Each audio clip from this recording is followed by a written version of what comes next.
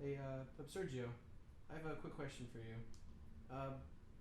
After you're done going to the bathroom, like number two, what do you do? Well, what do you mean? Like, do you sit down and wipe, or do you stand up and wipe? Hmm.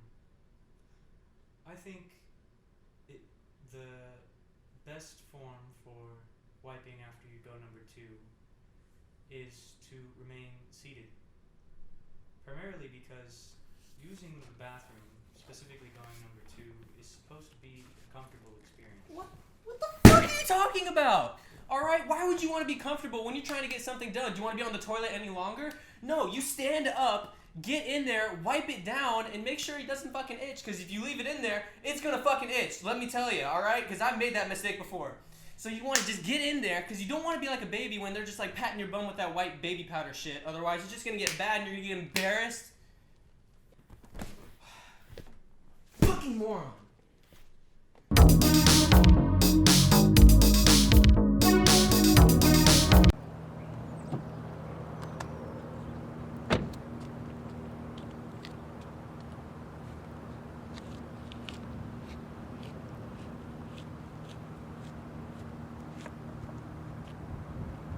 Hey man, what did you call me out here for? Is it really that urgent?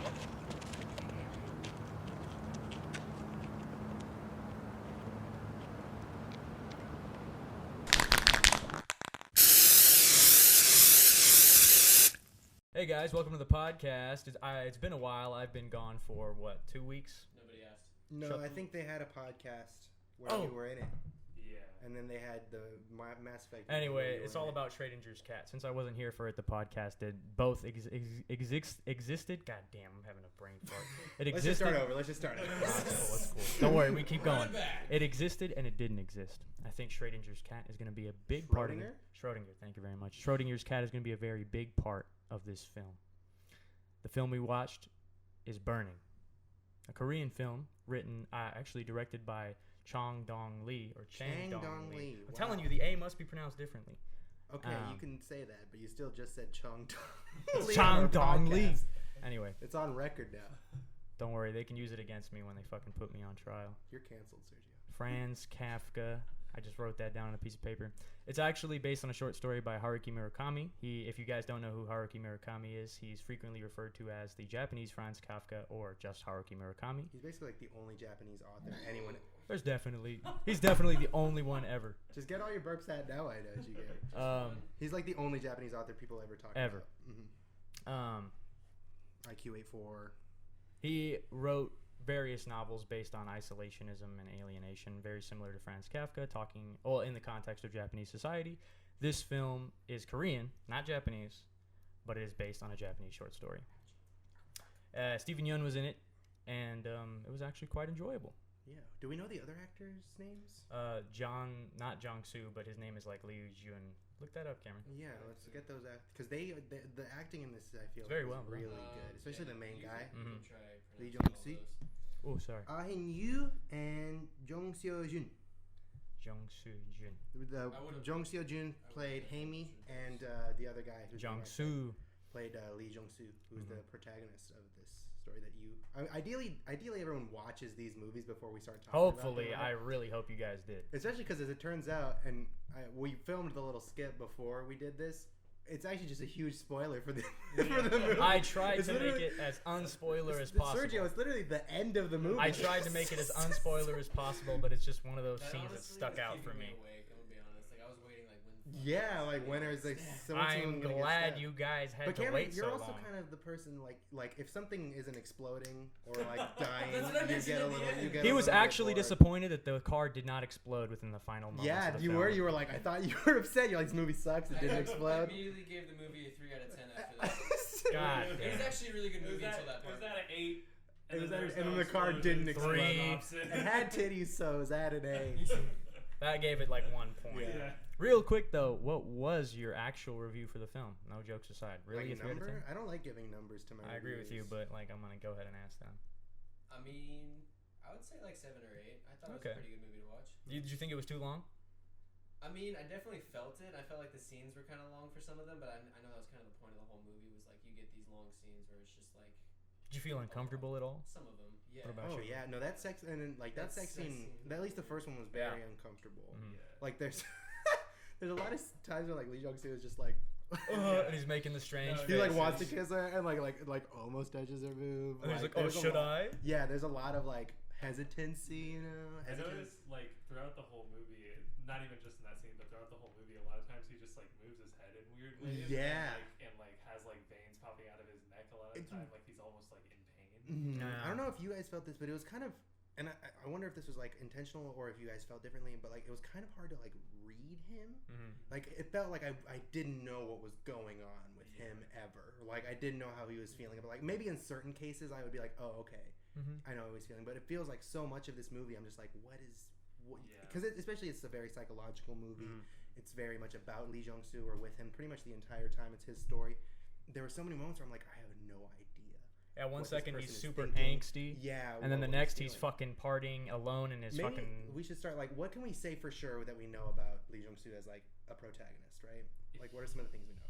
He's He's introverted for sure. He feels Absolutely much more comfortable by himself. There's actually one of the things I wrote down is there's a really like solid juxtaposition of him in the club scene And then him and then fucking immediately- partying at home. Yeah, he's like He goes, he had a rager at home. Yeah, with the cow. Exactly, yeah. 'Cause he's literally just like head down, like, and then he's like panicking, trying to get out of this crowd. Yeah. And then it just hard cuts to him singing to his cow. Yeah, like Mommy. I don't know what the Yeah. Korean word for mommy is. It was. No, a lot of this it feels like is very funny too. I forget one thing in particular. It's like one of the scenes with them three, with Steven Yeun and Hae-mi and Lee Jong Soo. When they're giggling to the weed. No, it was like the dinner scene where like Ben says something, you know, just like one of his like, oh, I'm so sick kind of like things that he says, and like just they both just like look at each other, or like he looks at him or something. Yeah, I forget exactly what happened. He was talking about like How I never he cried cried. before. Yes, that's right. And like they both just kind of look at they're like, That's a red Really? flag right They there. were just looking at him like, You fucking. huh? Yeah. Like, they were trying to process that. And you Uh-huh. can't see it. You can definitely tell it's like the first red flag for what Yeah. kind of character he's gonna be towards the end. absolutely. Well, okay. Here's the who for Ben. Okay, so you 100% think he did it. I don't think. You're right though. The idea of the film is you have to believe. It's like superpositions and quantum theory and all this nonsense. It's just like he either did it or he didn't do it. I think. Just like the cat exists or Well, the cat doesn't exist. Yeah. Well, I think it's also like you know, a lot of the clues aren't like 100% evidence. Exactly. They're not hard Purposely evidence, not. right? Like, Yeah. and also like at the very end, he's like, I thought you were gonna bring Hae-mi. Like he says that right at the very end, right before he stabs him. So like, part of me is like, I don't think he Did I don't think he actually killed it. I think, and here's the other thing: Hae-mi is definitely just like a very She wants to be an actress. chaotic. No, she said she doesn't Well, want to be. No, but that's she- the thing though. Is like she pantomimes. You know what Well, I'm yeah, saying? she ran pantomimes. pantomimes. Mhm. Just She because said she said. specifically that she liked. I don't She need said to she do didn't it. want to be. She said it for fun. Mhm. But that's the whole idea, you know. That regardless of whether she says she doesn't want to or she does, subconsciously she does. Otherwise, she would never would have Maybe. bothered with Well, pantomiming. here's the The thing. thing exists in her hand, in her head. If you believe it exists in your head. I thought she was just a really weird character. So That's I the thought it idea. was It's just perfectly. perfect. That we talked about how like when she had her shirt off and we were paying attention to like her breast or whatever. But that's not the point in that. Well, that's the thing though. Is like I actually We really, all- That's not how everyone- that Oh, that's not what I'm all talking of about. us. I really did like feel incredibly like interested in her character, and I felt Well, like sympathetic. To me, okay, so here's my read on the three characters. We kind of got away from talking about Lee Jong Oh, Soo, yeah. but it's okay. Here's my read on like the three main characters. Right, we have Ben, played by Steven Yeun, Lee Jong Soo, who's again name I forget, and Shin Hae-mi. And right, we know the story, right? To me, they kind of represent like specifically the men represent these two extremes where it's like Lee Jong Soo only seems to feel these negative emotions. He feels sadness, he feels loneliness, he feels despair over all these things. His father's going to jail. His mother left when he was younger. He feels like he has to sacrifice a lot in order to do the things that he wants, and he can't do the things that he wants a lot of times. Whereas Ben is the polar opposite. Exactly. He Ben's feels the always joy. happy. He does never. He's never cried. He does all the things. He goes to church. He has family. Fun. He has friends. He's That's all his about job. fun. He plays. That's what he says. He's like, I get paid to play.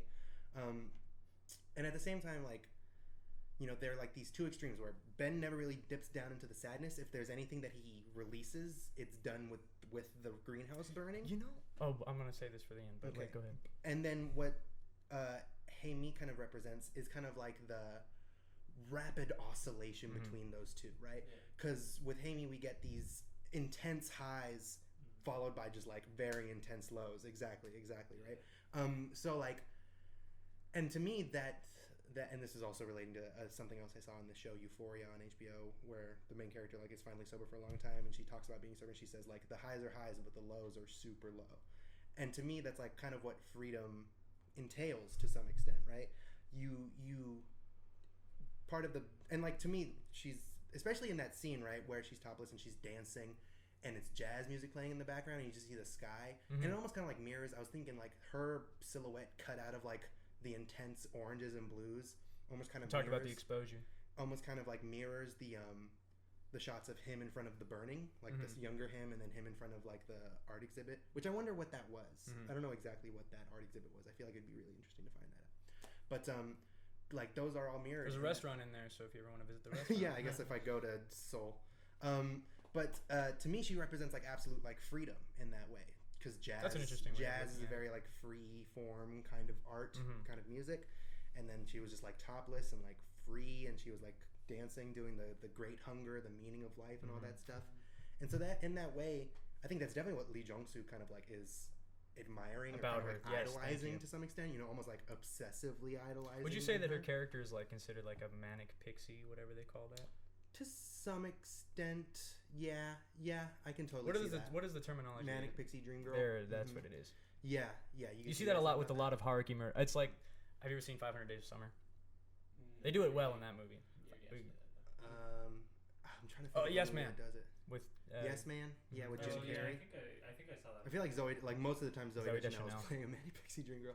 But basically, it's like this idea of it's a trope of a girl, woman, young woman who is super erratic, like free, but also like very like oscillates wildly between like happiness and sadness. You know, if you watch Eternal Sunshine of the Spotless Mind, she's a manic pixie dream girl. Absolutely. I got a bird pulled up. Do it, right into the right into the mic. No, do it. Away. It went away when you put pressure on me. It fucking leaves. Anyway, you were saying. And it'll come back full force. Yeah. The manic pixie dream girl is just like a trope that you see a lot of times, and basically it's like, you know, the stuffy, boring protagonist is just so in love gets with lifted his out of his free shell. spirit. Which I guess is that's very much what's going on here. Now that I think about it, the manic pixie dream. I was going to mention real quick that this is a common trope in all of Haruki Murakami's work, but not necessarily the manic pixie dream girl, but a girl that the main character kind of like falls in love with or idolizes, and then she disappears. Really? Yes. Yeah. Which usually enacts this snowball of events that just. It's very that's a very noir thing too. In noir, there's a big like emphasis on the girl missing, the woman. Also, if you think that Ben didn't kill her, what happened to her then? She never existed in the first place. I don't know. No. Well, okay. Here's the other thing that I was thinking about too when that was happening. Right? It could kind of be like a Taxi Driver ending, where I don't know if you guys seen. Yes. But like, there's a theory that like the whole last act of that movie happens in his head, right? Yeah. And he's like writes in the journal and all that stuff. Because there's that shot, really pretty shot, which also, by the way, beautiful movie. Like a lot of these shots are just like so pretty. The countryside of around Seoul is absolutely fantastic. The specific one that they were near is Paju City. Paju is so pretty to look at. But there's that shot of him in her apartment typing away, right? Which again kind of equates the writing to like this masturbatory act that he does in her apartment a lot. But and it zooms out and there's that really pretty shot of like him in the window and then like the city behind him. Like I was like, oh, maybe like what he's writing is the rest of this story. So like he's writing him discovering the cat's loyal. That's he's very writing I was thinking he's writing the watch. He's writing him stabbing Ben. Right. That could be all very just much true. Something that like he found what he wants to write about, right? And this is his like burning. This is his getting it out. But it's left unclear, right? Of course. Maybe he really did go. Does he actually wait? Did he write before he discovered the watch, the cat? He did. Yeah, because remember he's like following him around, and it all happens at once. Where it's like he goes to the thing and like finds the cat, and then basically like the next day. You're right. That's incredibly interesting. I never even noticed that part because the way they do it with the writing is they always mention you're a writer, you're a writer, you're a writer. I don't know what the fuck I'm writing about, and so I don't know. Maybe subconsciously when I saw those scenes, I kind of just thought, okay, well the writing, he's not gonna do shit with that. But then when you brought that up, that actually makes perfect sense. Yeah, that's like he found the story to write about. It's like this fantasy of. And then like, so you think everything afterwards. Nice. So that was just one possibility, right? Where it's like Ben did do it, he discovers. Again, that. it all applies into that whole theories of superpositions and all this shit. Very much about like whether or not, and also like memory and like the verisimilitude of memory. Basically, like how reliable memory is, whether or not it can be trusted, whether or not it's true with a capital T. Essentially like those tests they do when they ask a group of people, what did the criminal look like? And everybody kind of gives a different description of the criminal.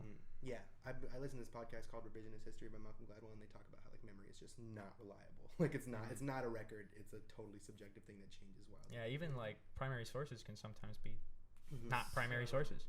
So if you think that he was writing that, right? Do you think that the other two characters is this too far fetched? That the other two characters, Ben and Jaime. It's like Amy with an H. That's what Yeah. But anyways, do you think that those are projections of himself that he's putting onto them? Yeah. Maybe. Because I was kind of getting the vibe of like the evil double from Ben's character. Absolutely. Yeah, There's definitely he's definitely supposed to be like the evil twin, right? Like that's a Kafka story, isn't it? The double. There we go. I wanted to talk about Lobster, damn it, but I wasn't here for that. It's okay. And especially Go how watch it the plays Lobster right into- episode. Yes, Right please. now. Yeah. I can actually do that. Yes, Where is it please. gonna be? Where is it gonna? It's gonna be up here. Probably It's up gonna be there. over there. Yeah. Both of them. Fuck it. Make him earn his money. It's here now. Now it's over there. But anyways, but then also it kind of turns out that, I mean, at least from what you think, that Ben may not really be the monstrous double, and that the main character might be the monstrous double. My kind of refrain throughout the whole movie, which you said you kind of want to talk about this, maybe we can talk about this now, is Jung-Soo sucks and Ben fucks. Yes, because Jung-Soo is just like such a simp, like had sex with this person once and is just like obsessed with her. Yeah.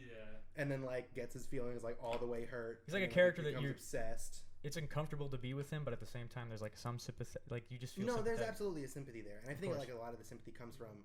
We spent so much time with him. He is the perspective character.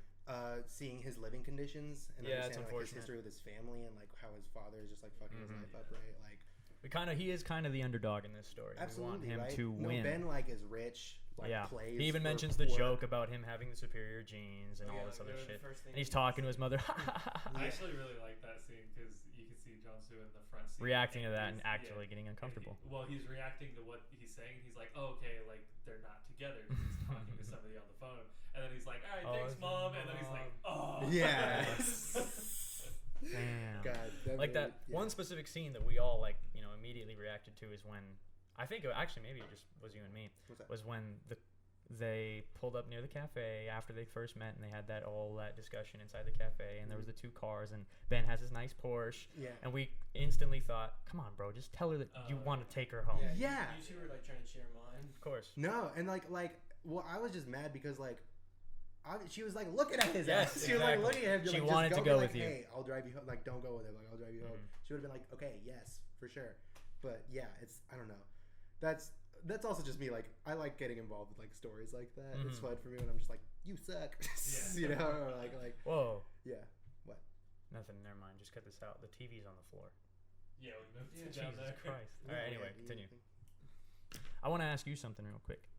What do you think happened as far as the ending goes? Do you buy into the theory that he actually wrote it all around? I don't know if I necessarily believe that. I'm just saying you can read it like that. I honestly think that he might have killed him, but I don't think Ben did it. What I originally was kind of thinking is, so the whole like monstrous double thing, I was thinking more so that Doppelganger. Sorry. Doppelganger. That's the German equivalent. But I was thinking more so that like Ben wasn't necessarily the monstrous double but Jung-Soo was same way became the monstrous double because he went out and killed him in cold blood when Ben may or may not have actually done anything. Because like you said, none of the evidence is really substantial. Mm-hmm. And I mean, I don't know if that's the story that they're trying to tell, but to me, it kind of seems like I remember you mentioned Ben is a sociopath, Mm-hmm. and it kind of seems like Is Ben a sociopath? No, well, that's the idea that I don't cry. yeah. I don't know. Well, I mean, I don't feel emotion. I don't feel sadness. well, he doesn't. But I feel guess you're right. sadness. When He you feels- mentioned the he part feels about pure positivity. happiness, yeah, pure he just sad, feels really good. and that's the thing. he Although it's- fucks. He has friends. He's got church. Does he's got makeup. family. He has family. That's true. Yeah, I and like, thought- I feel like But there's some well, bias okay. going on The here. point. no, well, yeah. Me and Ben are basically the same person. Ooh. No, I'm just kidding. I'm The just kidding. point that I'm trying to make is that I think Jon Snow kind of just starts to become everything that he hates, Mm. and then he does something really awful at the end, and then he's like really fucking weird about it. Well, that was It was very. Takes well, his and shirt even off, his then- pants even off, then, his underwear. Okay.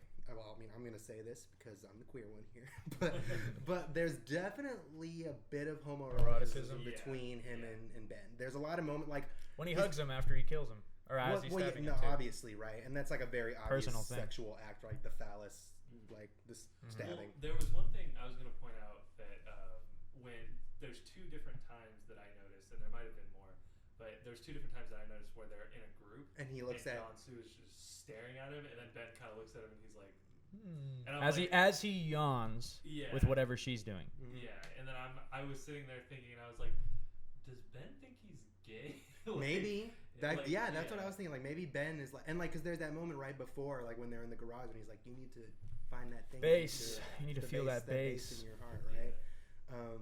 Yeah, there was definitely a few moments where I was like, "Wait." I mean, again, Ben fucks, Mhm. so like, Putting on makeup on the other girl, which is always very interesting. I like that. I Yeah. really like that touch. it's very. I feel like Ben is very feminine in a way that Jung-soo is absolutely not, right? Like one part that was really interesting that like it felt like it came out of nowhere, but maybe it's just like one of those. Which things. part was that? Right before the last time you see Hae-mi, basically Mm-hmm. the last thing Jung-soo says to her is like, did you take your top off in front Oh, of us?" yeah. Like, Oh, that's yeah. what whores do. Whore. Yeah, right. And that's like a fucking terrible thing to say. to Yeah, someone. definitely. That kind of Especially killed his someone who chances you instantly. right? And then like you know, maybe that's the thing. Maybe Yeah, he he feels guilty, idealized her maybe. feels guilty, right? Absolutely. But you know, I don't like Jung-soo seems to be an embodiment of these very kind of like traditional Values of masculine Korean, yes. values. Even though he doesn't really seem very masculine at all. Mm-hmm. Yeah, well, Maybe he's he, insecure. He It's wants to kind be of like a- it's kind masculine. of like He a sees that in Hamlet. Jong-soo. it's kind of like a Hamlet thing, right? Where like he doesn't take action until the very end, or until it like doesn't matter to some extent, right? Like Hamlet wants to be masculine Yeah. so bad. Jung-soo wants to be masculine so bad, but doesn't do anything until it's like the dumbest thing you could possibly do. Murder. Hmm. And then in a way, he's kind of reborn, right? He's like naked again. Naked. Yeah, that's what I was gonna say. That well, I mean, reborn is one way to look at it, but I was also thinking like again, going back to the thing of like he becomes the evil one. He kind of like sheds off his like past self and Mhm. becomes the thing that he hates. Yeah. Hmm. He's also like exposing Yeah. himself. And then like, I mean, bringing up the thing where Ben he's like, cooks, which is, you know, and they always talk about how Korean men don't cook. I cook, yeah, Ben's very just to feminine. add on to like more of the No, feminine aspects. absolutely. Mhm. But like going back to the thing where he calls Jaime a whore for taking off. I want to his shirt, briefly and like he gets address that. Go completely ahead. naked. Yeah. He gets completely naked at the end, right next to him. Yeah, literally running through the highway. That's interesting. I didn't Yeah. think about that. Why do you think he does that specifically? Like, do you think it's because he doesn't like that she undressed in front of a man who's not her boyfriend? Or do you think it's because he feels possession over her specifically, like, you know, you shouldn't be naked in front of other men, period? I think it's more, to me, it seemed more like just an insecurity. Okay. Yeah. Like it seemed like he was projecting his own insecurities on her because he was like, I mean, sure, he was probably like jealous and like Yeah, angry. of course. Mhm. But more so that stems from him being insecure about his ability to like woo her. Yeah. And Well, yeah. Ben laughing at him confessing to loving him. Yeah, that's the thing I was gonna say. He says he loves her like right before that happens, Mhm. and part of me wants to say like maybe it's like, you know, like the people on Twitter are like, oh, my wife would never, like, my wife is gonna cook and Yes. clean for me and shit, right? like you know, that like his That mindset. his person he's in love with wouldn't take her top off like that. But The at the same time, idealized he says version of it- her. But at the same time, he says that after she's taken her top off. Yeah, yeah. So I don't know.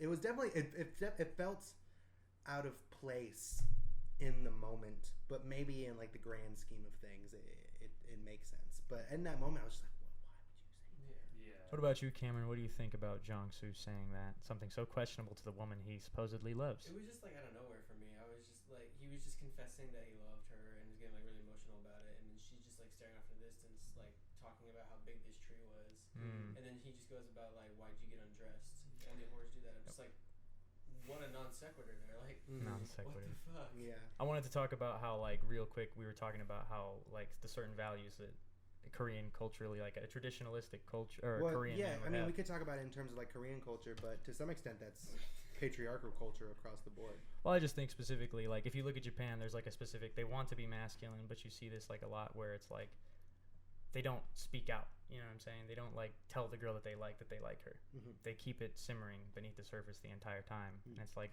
you can avoid a lot of trouble if you actually just tell her straight up. Well, yeah. I mean, that's the case with anyone. There's one thing you can take away from this film podcast is if you have feelings for someone, fucking tell them. Yes, because please. why the fuck not? We're all gonna die in 50 years anyway. Stop playing the games, Just seriously. stop. Just tell them. And if you don't, you'll probably end up killing someone. If you don't, you'll probably end up killing Steven Yeun in the snow. Probably. Who the fuck doesn't want to kill Steven Yeun? Honestly, I don't know if I want to kill Steven Yeun, but I definitely want to stab him with something. I'd just be happy to see him. I'd just be happy to see him. I think that's good enough for me. Steven Yeun In is other so. news, It was so funny too. Like I wasn't sure what his role was gonna be, but then as soon as like she walks out of the airport with him, I was like, it's just like he's the one that cucked Jung-soo. Yeah. I was like, damn, this is gonna be good. I kind of just do. So also in the last scene when he dies, the way that he dies was interesting as far as he doesn't seem like upset about it really, you know, like he's Yes. definitely afraid. Like he gets he gets stabbed and then he's like, oh god, and he's like panicking. And then at the last part where he actually like stabs him, then it almost seems like he was like released in a way. You know? Yeah. Like, he seems Well, like, to me, I'm evil. I deserve to die. no, I don't know why you're on this thing where like Ben's a bad dude. Oh, Ben that's the thing. fucks- It's like that was my first impression. Usually, you know, you have a tendency to stick to it. But you talking about all the other stuff has actually made me No, I lean don't towards that think- as well. I think Ben is innocent. Ben's innocent. Personally, in my belief, Ben what is was definitely a initial fucking reaction, like, sociopath. he has this collection of like makeup, and then That's just because he fucks. And he has a collection of And the specific things earrings from that are different completely girls. No, it's weird. It's Hammy weird, right? disappearing, Well, and the thing the is- barn or the It's greenhouse super burning is Yeah, a symbology yeah. for Well, and ruining here's- women We who didn't have talk no. about the- Well, that's the whole Yeah, point. no, I think let's get into that now Yeah, because definitely. to me, Ben is the kind of person who like has his releases. What do I want to say? Like has his things that he does to keep himself sane, or to some extent. And like there was one thing in particular that I wanted. Ben's to going insane. Go ahead. No, I'll just stop. No. Oh my If god. I give you the knife back? Yes, please. Okay. Okay. So It's a talking stick.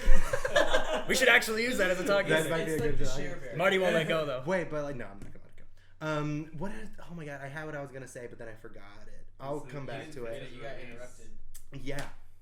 Oh, I'm sorry. I just didn't want Ben to be insane. No, like he has his releases, and there was one thing in particular. Oh, like the watch and all the jewelry can be explained. Like, and that it's a weird thing, right? Absolutely.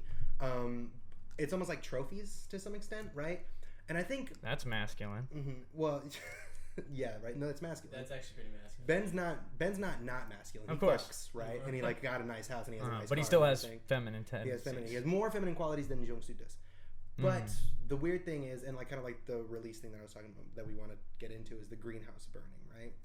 And to me, his reaction at the end where he's like released, it's like he talks about how like it's almost like the bliss he feels when he burns down these greenhouses. It almost feels like the same kind of bliss that he feels right at that very end, like the kind of bass in his heart where he's like, oh shit, this is dying, right? Like I'm experiencing this, like this is what it's like.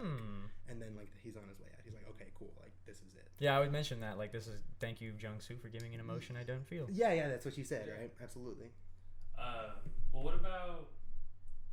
Okay, so he says that he burns the greenhouse near Jong-soo's house. He burns. Hey, me. That's the metaphor. That's why I talk about all those metaphors. He can explain a metaphor to you because he burns Hey-Mi. She's useless. Nobody talks about her. Her family doesn't care about her. You can come back when your credit cards. Was that. There's definitely like a bunch of evidence to prove like he absolutely killed her, right? There's a lot of shit where I'm like. But it's okay. Like I said, that's the whole point. You can believe it didn't happen or it did happen. I mean, like the next girl that he was with was kind of like similar. Well, the thing like, is, it seems like he had like a certain type. Yeah. That he would go after. So that's ones who aren't very popular, who kind of like are very like passionate. But at the same time, people ridicule them. Like when he introduces them to his friends, they're like, dance, clap. Ridiculous that they are and what they talk about. And then they giggle behind her back and ridicule her. And she just is oblivious to it. It's kind of sad. That's what I'm talking about. I don't know if oblivious as much as she just doesn't care. Yeah. That could be it too. You're right. She's already gotten plenty of it, like elsewhere. He did call her ugly supposedly at the before he met. Something that was interesting I got plastic surgery and now I'm pretty. Well, to me that like. At least initially, I was like, "Oh, Hey-Mi's just using him." That's kind of like the feeling. But then, and that's another thing that's like, he saved her from the well. There's so many like Schrodinger's cats, and this is like literal cats and otherwise. Did she actually care about Lee Jong-soo? It seemed. I trust Lee Jong-soo. I'm jealous. Yeah, at the beginning, I thought. But is Ben just telling that? Oh, that's true. I thought she was just trying to get revenge. At first. Yeah, like I thought it was gonna be some like crazy like revenge story from like this thing that he doesn't even remember doing, you know. Yeah. But then it doesn't come off like that. He also doesn't remember saving her from the well. But we don't even know if she fell in the well. Right. Because the people who would be closest to was that, there a well? Was she ever ugly? Was she ever ugly? Well, actually, that's one thing I know about Korean culture is that they really care. Plastic surgery is very popular and very accessible. We were talking about makeup and how important it is for films over there. So like it's not a far-fetched thing for her to be like, oh yeah, I got pretty. Like literally, I paid money to get my surgery. Yeah, there's a lot of stuff here that it's very up in the air. And I love it. I absolutely love that entire aspect of the film. Yeah, wait. No, go ahead. Okay. Do it. It's okay. Ooh. That was weird. a weird one. Yeah, that one kind of got to me weirdly. Sounded like you sucked in there on that one. No, it was definitely like a demon entered me. Wait, so let's talk about the burning. Okay, if everything's a metaphor, right? If he burned down a house, he burned down Hey-Mi. A greenhouse, yeah. What does the burning symbolize in this movie? Because there's the burning of the mother's clothes. There's the burning of the greenhouse. That's a good feeling. So, like, let me talk about how each character has something they personally burn. Okay. For Jung-soo, it's his mother's clothing at the very beginning, or when he first mentions the whole flashback shit. For Hey-Mi, I think it's probably the bonfire, where she talks about the bush people in the Kalahari Desert. Or maybe it's the cigarettes. They're always smoking cigarettes. I don't know. Yeah. Or for Jung-soo, it's... You mean Ben? Ben. Fuck. It's okay. And for Ben, it's obviously the greenhouses. He checks all the greenhouses. None of them are ever burned. I don't know. There's only one possible answer for, like, well, at least in my mind, what the greenhouse could have been. But I don't know what the burning can symbolize. What does burning mean? Well, and thinking about like the story, right? The barn burning. You mentioned at the beginning when you were kind of introducing it, like barn burning is essentially a rebellious act. Well, as far as William Faulkner's writing goes, but yeah, you're right. It's a rebellious act. It's a rebellious act for family and Faulkner's stories, which is another like Faulkner. It's a very big deal in this. He even talks about him liking William Faulkner's writings. I feel like at least for Jung-soo's character, it's kind of rebellion, but in the sense that he's just like changing himself and he's using that as his tool to do so. He's using the burning as his tool to do so. So like obviously like his mom leaving would have changed his whole life, right? So then there's a burning because it's changing. And then when he specifically at the end when he burns it, he didn't need to burn the car, but he burns his car and his clothes. Yeah, and his clothes, which again is like you said, like a rebirth thing, and so he's changing something about himself. So he's burning the old self. Yeah, right. That's definitely change. Especially, there's a big emphasis in this movie on like maybe not tradition, but kind of like older ways of things. Do you think his idealized version of Hey-Mi stemmed from his mother abandoning them? I mean, we could get Freudian on Jung-soo, but that's kind of boring. That sounds fun. But like one thing that I thought was interesting, because I'm an American viewer, but they there's that bit with Donald Trump, right? And he's talking about immigration. 98% approval rating. Or yeah, some shit. well, they're talking about the voters are happy with him, which they certainly are. But like he talks about immigration and like the border wall and stuff like that. While borders are a big thing in this film. While he's not very far away from the border of North Korea, he hears the propaganda. The borders of the superpositions are constantly fluctuating, and when you're in one possibility and you're in another. Yeah, I think to some extent it's kind of like that burning down of that binary, right? Of like it's you can't be sure. That's one thing that I thought was really interesting between him and Ben. Ben is so sure of himself. He knows exactly. He goes to church. He has his friends. He has his family. He has these girls who he kind of collects to some extent, right? And we're not sure if that's a violent collection or just like a mementos, trophies. The typical Dude, kind of bro. just like collection that we are all Ben fucks. Ben fucks. But when he talks to Lee Jong-soo about it, he says, "Oh, I think the world is a mystery," or something like that. That's like literally what he says. That you can't ever know whether one thing is for one way or another. Which I said, like, is the whole point of the film. Exactly, right? Like, I think it's about burning down those barriers, those borders. Yeah, the borders, the binaries, the old buildings that keep these ideas in place, right? That you're either one thing or another. That links back to his traditionalistic views. But actually, this is completely different type of movie that reminded me of it because I saw it recently is The Last Black Man in San Francisco. Not too different. I haven't seen it yet. You know, when I thought about Last Black Man in San Francisco when he meets his mother, because it's very fleeting. It's not a very. It's interesting. Like both those characters haven't had seen their mothers since they were children, and then they see them again in these very quick, fleeting moments. And it's not redemptive the way you would think that kind of reconnection would be. But I was gonna mention in terms of like breaking down barriers and stuff at the end, not the end, but towards the end, like the climax in the play scene.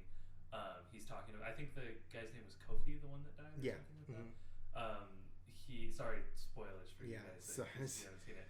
It's not. I mean, just dying on the inside, not knowing. But anyway, so he's talking about Kofi, and then he's like, the last time I saw Kofi, he said some of the most hurtful shit that anyone's ever said to me. No one's ever just one thing. And then he says, but he also beat up bullies for me and protected me in the group home. So you're not just one thing. And it's like that's kind of what was him breaking out of that barrier, like realizing to himself, like breaking out of that barrier of like he's not just this one house. Exactly. He's not just this one thing. Are our viewers gonna have to watch Last Black Man in San Francisco? You should. Yeah, that movie's fucking good. Is it in get theaters? to fucking get to theaters and watch it while it's still there. I don't know if it's. Still it's probably just left because the Farewell just came to tower. I'll find it. Well, that's somewhere. at least local. If it's still showing wherever you're showing, it's probably still showing in San Francisco. Go see it. Good ass movie. Support local. Also, if you happen to find it, please tell me where. Yeah, just fucking go on BitTorrent. It's not I that don't hard to trust find it, movies. man. I'm gonna get a fucking virus. We haven't needed to use BitTorrent since the days of the fucking Bill Clinton. I did not have sexual relationships with that woman. No, BitTorrent's like used It's good in now. everything. Yeah, it's good now. No, it's like people. Back then, you'd have to download a song, and you always took the chance of it being a fucking Rickroll or a clip of Bill Clinton saying "I have a sexual relation with that woman." Was burning. I kind of like the idea of doing like a final question relating to the movie that we did for Lobster. But, that was cool. But which one should we do? I don't know what question we should ask for burning. Well, because the last kind of one hard. was just like, what was your animal? Okay, how about this? Lesser hunger or greater hunger? Oh shit, I forgot the whole concept. So lesser hunger. literally Are you just hungry like for actual base food? Or like for Hunger for life, hunger for the meaning, hunger for all that type of stuff. Great hunger Greater or hunger. lesser hunger? I would say Yes, great hunger. Yeah, And little hunger. Great hunger and little hunger. Little hunger. Greater. Yeah, I would say greater. Because I'm not hungry. I'm good. I we mean, did have a lot of. I mean, I guess I'm always hungry, but yeah. let's move on. Okay. Alright. No, sorry. I just liked having that question. Alrighty. So I think Marty chose last time. I don't think Since so. Sergio had, Louis hasn't picked in a while. Yeah. Unless you want to. No. It is all on you, my friend, my beautiful friend. Hereditary. So Did you put Hereditary in again? if we pick one of, so Sergio put in some movies that we may or may not be able to get access to. They're all foreign films because I didn't know we could add foreign films. Well, I put a foreign film on that was on Netflix, so that's why I put it. Yeah, if we pick one of yours that we may or may not get easy access to. I'll find it. Let's We'll pick up a backup. We'll pick another one. All right, I have 3 backups that aren't foreign films. Fuck. Okay. If we pick 2 foreign films in a row, I'm definitely shooting someone. and that someone's gonna be the person that put foreign films in. Ready? All my movies are artsy, but they are in English. So Hereditary is kind of The an Place art. Beyond the Pines. nice. Alright. That's a good one. Finally. What song yeah. was that? Ryan With Gosling. Ryan baby. Gosling And Bradley Cooper. and And Eva Mendes. and Eva Mendes. Did we ever introduce ourselves this And episode? that guy. No, we didn't introduce. We All right, did not. We that just jumped start right into from it. that side. Work our way around. Go ahead. I'm Louis. I'm Cameron. Eh. That's Marty in his tongue, and obviously I'm Sergio Weekly. I'm glad to be back, guys. I'll see you on the He next said his last podcast. name. Wait, now he's in a higher It's position okay. than we are. My name's Cameron Evans. Please don't Why pull do that you feel back equal? Ah! That was really good, especially with the